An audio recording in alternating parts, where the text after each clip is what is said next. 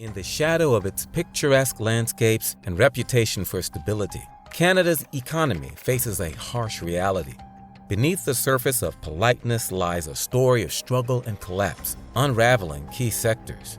Today, I will discuss the less discussed challenges with you, offering a balanced view of the economic shifts testing the nation's resilience. It's time to uncover the not-so-polite truth behind Canada's current economic predicament with the recent global factors. Historical economic overview. In economic history books, Canada emerges as a captivating tale of growth, innovation, and resilience, returning to a time when vast, untamed landscapes and bustling fur trade routes marked the foundation of Canada's economic story. A land once inhabited by Indigenous communities and early settlers who thrived on the abundant natural resources, setting the stage for economic evolution. Essentially, Canada's economic growth up to around World War II depended primarily on exploiting our natural resources. And to accomplish this, we needed three things: foreign investment, immigration, and access to foreign markets. In short, we needed to be open to the world. The 19th century saw Canada's economy flourish under the influence of key industries. The fur trade, which captivated European interest for centuries, catapulted the nation into the global marketplace. Canada's economic prowess was undeniable, from the beaver pelts that graced European royalty to the networks of trading posts that crisscrossed the wilderness. The discovery of gold in the Yukon during the Klondike Gold Rush further fueled economic growth, drawing adventurous souls from around the world in pursuit of riches.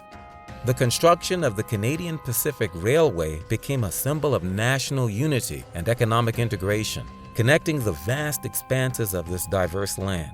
Industries like manufacturing, automotive, and energy harnessed the nation's vast resources and skilled workforce, ushering in unparalleled prosperity. An exceptional example of this resilience lies in the aftermath of the Great Depression. Canada's economy weathered the storm remarkably well, thanks partly to visionary policies like those of Prime Minister Mackenzie King, who introduced bold social and economic reforms. These measures laid the groundwork for the modern welfare state, providing a safety net that cushioned the impact of economic downturns. Of course, being open to the world also meant that Canada would be affected by global events, including policies in other countries. And sometimes this has caused us to question our commitment to openness. But over time, the evidence leads to a clear conclusion. Canada fares better when we're open. As the years progressed, Canada's economy continued to adapt and expand, making significant strides in technology, finance, and international trade. The signing of the North American Free Trade Agreement, NAFTA, in 1994 was pivotal, bolstering cross-border commerce and solidifying Canada's position as a global player. Resource-based economy vulnerabilities. Canada's historic economic narrative, rooted in its resource-rich landscapes, depicts strength and abundance.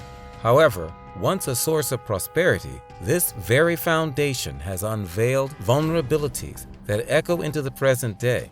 The appeal of resource exploitation fueled Canada's economic growth, but the country was susceptible to global market volatility due to its overdependence on commodities like forestry, minerals, and oil. This sensitivity was starkly brought into light by the oil crisis of the 1970s, which served as a wake-up call for diversification. Even in the present, the effects of a resource-based economy are still obvious.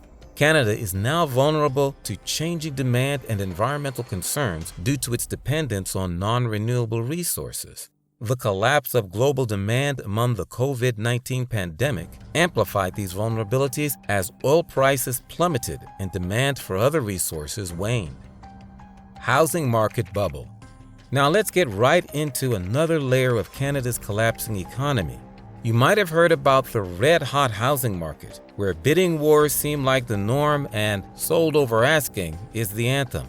Canada's housing market has had its share of glory days, contributing significantly to its economic growth. As demand surged and property values climbed, It seemed like an unstoppable rise to prosperity. However, this very ascent created a fragile foundation, a housing market bubble that, when pierced, could spell disaster. Canadian households owe more in debt than the value of Canada's entire economy, with nearly 3/4 of that debt tied to mortgages. Because of the absence of housing supply, Canadians are just piling up the debt. This is creating a lot of risks. From the skyrocketing prices in cities like Vancouver and Toronto to the frenzy that gripped even smaller towns, signs of an overheated market became impossible to ignore. Low interest rates and easy access to credit fueled a buying frenzy, but the sustainability of this fevered pace came into question. Flash forward to today, and the bubble's vulnerabilities are laid bare. The pandemic unveiled the extent of housing market fragility, as job losses and economic uncertainty left many homeowners and tenants grappling with unaffordable payments. The market's over-reliance on foreign investment and speculation further exacerbated the risks. Trade dependencies and challenges. Canada's trading history is a tapestry woven with diverse partners, from the neighbors down south to far-flung corners of the world. The North American Free Trade Agreement, NAFTA, and its successor, the United States-Mexico-Canada Agreement, USMCA, shaped its economic landscape, fostering cross-border commerce that once felt rock solid. But here's where the story takes a twist. Heavy reliance on a few key trading partners, most notably the United States, made Canada vulnerable to economic fluctuations.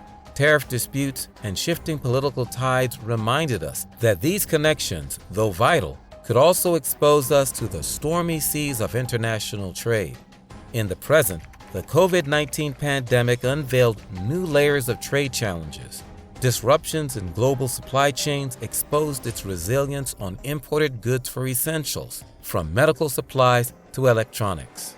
The fragility of these chains, coupled with protectionist measures in other nations, underscored the need for resilience and diversification. This is becoming more alarming and challenging for the residents as well as the new immigrants in Canada to cope with all these dependencies. Impact of global economic trends. Now it's time to discuss how the world's big economic trends mess with Canada's money matters. It's like when your plans get rocked by stuff happening far away. Remember the times when countries were all about selling goods to each other? Well, things changed, and they needed less of those goods. That hit economies hard. Nowadays, it's even crazier. Robots and super smart computers are taking over jobs everywhere, affecting things too. And yeah, the whole situation showed that when something big happens in one place, it can shake up economies everywhere. Now let's take Canada's collapsing economy. These global changes aren't just news stories for us. They're hitting close to home. The economy, like others, is feeling the impact of these shifts. The struggles in industries people rely on and the uncertainties in the job market are all part of this bigger picture. Demographic shifts and labor market. Canada's economic turmoil is also shaking up the job scene. The age makeup of Canada is shifting. More retirees mean fewer people in the workforce. These slowdowns stunt economic growth and stress government resources. If we talk about the labor market, the story gets real. Jobs that once stood steady are now facing headwinds. Thousands of people lined up for hours at this Toronto job fair, many hopeful they'll find work after being turned down by other employers. They said, okay, we'll let you know later, or they're not looking for applicants right now. I got one interview, but then it got canceled. There's a lot of opportunity, but it seems like employers are getting a little bit pickier. Not long ago, businesses were having a tough time finding workers to fill positions. Now it's a little easier. We're looking to hire about 15 to 20 employees from everything from cooks, preppers, dishwashers, cashiers. It's a signal the hot labor market is starting to cool. The collision of technological advancements and an aging workforce leaves positions hard to fill and skills needing an upgrade. These shifts are tied tightly to the bigger picture of Canada's economic collapse. Less working-age folks mean lower consumer spending, and companies struggle to find skilled workers for growth. It's not all doom and gloom, though. smart policies and training can adapt to the labor market. Countries can piece together a more resilient economic puzzle by aligning job training with modern needs and encouraging workforce diversity. Addressing income inequality. Now let's shine a light on another piece of the puzzle: income inequality and how it's playing a big role in Canada's economic struggles. Imagine a seesaw with wealth on one end and regular folks on the other. Over time, that seesaw has been tilting. More money has ended up in fewer pockets. This is income inequality, and it's a driving force in Canada's economic collapse. When a small group holds most of the wealth, it slows down spending. Income inequality throws a wrench in the gears, making it harder for the whole system to work. That means less money flowing into businesses and less economic growth overall. It's like a leak in the economic ship, causing it to sink. Plus, income inequality is messing with social stability. It leads to unrest and division, which aren't great for any country's economy. Think of it as a storm that clouds the economic sky. The collapsing economy isn't just about numbers and graphs. It's about people's lives. Policy responses and reforms. Policy responses and the need for reforms. It's like looking closely at the gears that are supposed to keep the economic machine running smoothly and noticing they are a bit rusty. Canada's economic landscape is bumpy due to inadequate policy responses. When challenges arise, policies are meant to act like safety nets, cushioning the fall. However, gaps and delays in these policies can worsen economic woes, just like in Canada, leaving individuals and businesses struggling without proper support.